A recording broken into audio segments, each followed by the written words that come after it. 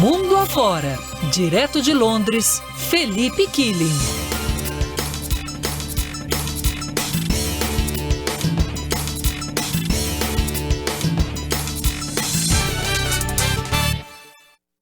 Hora de conversar com o Felipe Killing, tá escrito aqui, mês de abril foi o mais quente da história. Aí quando você pega essas estatísticas, você vai ver, superando o último mês. E o último mês havia superado o penúltimo, que superou por sua vez o antepenúltimo. E a gente vai nessa escadinha. Bom dia pra você, Killing. Bom dia, Megali, Sheila, Carla e a todos que nos acompanham de fato, viu? São 11 meses consecutivos em que cada mês é o mais quente já registrado na história. Então tivemos o junho mais quente registrado na história, depois o agosto mais quente registrado na história, e assim consecutivamente até abril também ter sido registrado o abril mais quente já registrado na história do planeta, 15,03 graus Celsius.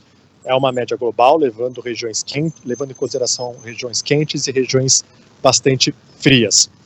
E essa temperatura, ela é 0,14 graus Celsius mais quente que o recorde até então, que foi o abril de 2016, e 0,67 graus Celsius mais quente do que a média registrada entre 91 e 2022. O planeta vive vários fenômenos climáticos extremos. Agora, infelizmente, a gente acompanha o que acontece no Rio Grande do Sul, mas na metade do ano passado, verão aqui no hemisfério norte, quantas vezes a gente noticiou sobre recordes de temperaturas na Europa, sobretudo ali aquela região que fica no mar Mediterrâneo, com muitas queimadas, pessoas morrendo de calor. No Vale da Morte, nos Estados Unidos, registrando quase 55 graus, na China também, enchentes que têm acontecido em várias regiões do planeta. Infelizmente, os cientistas vêm alertando. Tem o fenômeno El Niño, que é o aquecimento das águas do Pacífico, mas é claro que a interferência direta do homem. E há um consenso de que o mundo não vem investindo o suficiente para lidar com as mudanças climáticas e com os eventos extremos que serão cada vez mais comuns. Mas existem alguns pequenos investimentos e algumas pequenas atitudes que podem fazer a diferença. Por exemplo, existe esse conceito de cidade esponja, né, que são cidades projetadas para absorver água da chuva, e parques alagáveis. Aqui na Inglaterra é comum você ter os chamados parques alagáveis. Existem muitas áreas verdes, Londres tem muitos parques, e eu estou num parque considerado parque alagável.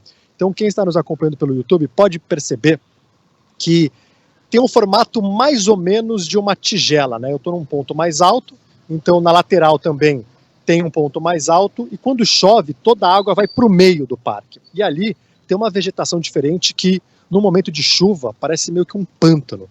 Então isso ajuda a minimizar os problemas. Você não impede um alagamento se for uma chuva enorme, né? A Inglaterra não tem chuvas torrenciais como no Brasil, por conta do clima. Chove bastante aqui, mas tem muito alagamento. Então é comum vários parques serem usados como uma forma de amenizar. Eles absorvem essa água e você pode ver que a estrutura toda aqui é montada para que quando chove a água desça ali para o meio, naquela região onde tem essas plantas que conseguem absorver mais a água. O Killing, eu tava vendo desculpa, Carla. O nosso estúdio fica do lado do estúdio da Band News TV, né? E o Killing tava no ar agora há pouco. Ele mais um rapaz que eu não conheço, mas eu suponho que seja um correspondente na Ásia. E aí eu vi no gerador de caracteres ali embaixo escrito: cidades asiáticas investem... países asiáticos investem em cidades esponja. Eu falei, pô, isso deve ter a ver com enchente, né? Com o que tá rolando no Rio Grande do Sul. Fui pesquisar que diabo que era a cidade esponja. China e Singapura são exemplos de países asiáticos que estão a desenvolver cidades esponja.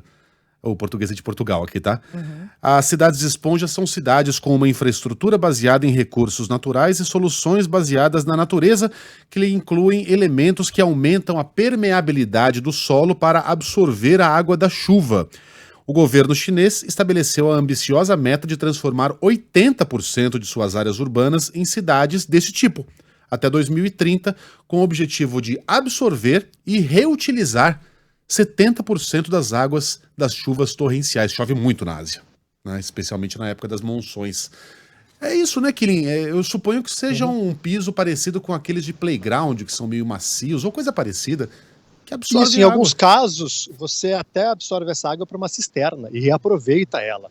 Então existem soluções urbanas que deixam a cidade mais bonita. Quando não está chovendo, essa é uma região em que as pessoas brincam, se divertem, e quando chove, acaba absorvendo bastante da água e ajudando uma potencial enchente.